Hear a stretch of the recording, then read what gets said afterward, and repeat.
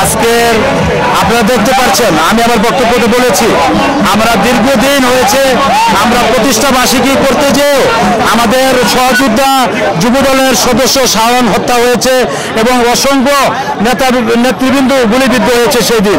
আজকে আমরা খোলা আকাশের নিচে সকলে আপনারা দেখেছেন কিভাবে একটি থানার প্রোগ্রামে নেতৃবৃন্দ উপস্থিত হয়েছে হয়ে আমরা আপনার আজকে এই প্রতিষ্ঠা বার্ষিকী আপনার আনন্দ র্যালি করলাম সবাইকে নিয়ে।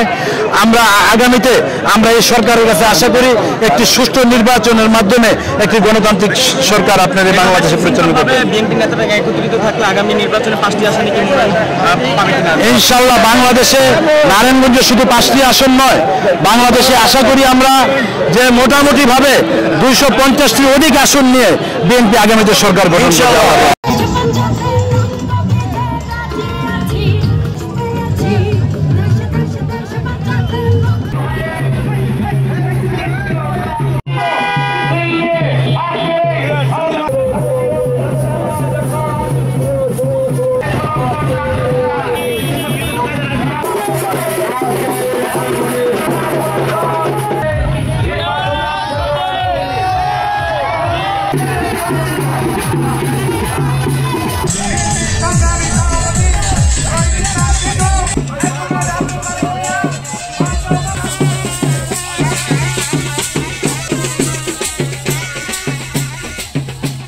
আমি বর্তমান প্রেক্ষাপটের কথা বলি, বিএনপি সবসময় জনগণের দল, গণতান্ত্রিক দল।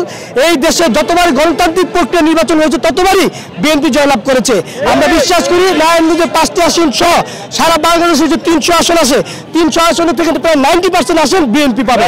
কিছু সংগঠন আছে বিএনপি নিয়ে কথা বলে, যা কিনা অধিকারও নাই, তাদের সেই সক্ষমতাও নাই বিএনপিকে প্রতিহত করার জন্য। মানে স্বৈরাচার শেখ হাসিনাকে বিতাড়িত করে বাংলাদেশে যে গণতান্ত্রিক যে আবহাওয়া হয়েছে, সেই আবহাওয়ার মাধ্যমে গণতান্ত্রিক প্রক্রিয়া তিনি নির্বাচন চাচ্ছেন এবং সেই নির্বাচনে আমাদের 90% আমরা 300 আসনের ভিতরে প্রায় 90%, তার মানে 290টি আসন আমরা পাবো ইনশাআল্লাহ। জাতীয়তাবাদী দল বিএনপি 47তম প্রতিষ্ঠা বার্ষিকী উপলক্ষে ফতুল্লা থানা বিএনপি শহীদ ইসলাম এবং বাড়ি ভূঁইয়ার নেতৃত্বে যে র্যালিটি আমরা করলাম, এতেই প্রমাণ হয় যে বাংলাদেশে এই সারা বাংলাদেশের ন্যায় ফতুল্লা যেমন করে বিএনপি ঐক্যবদ্ধ এবং সাধারণ মানুষ বিএনপিকে ভালোবাসে, বিএনপিকে পছন্দ করে, বিএনপি সকল কর্মকাণ্ডকে সাধারণ মানুষ গ্রহণ করে।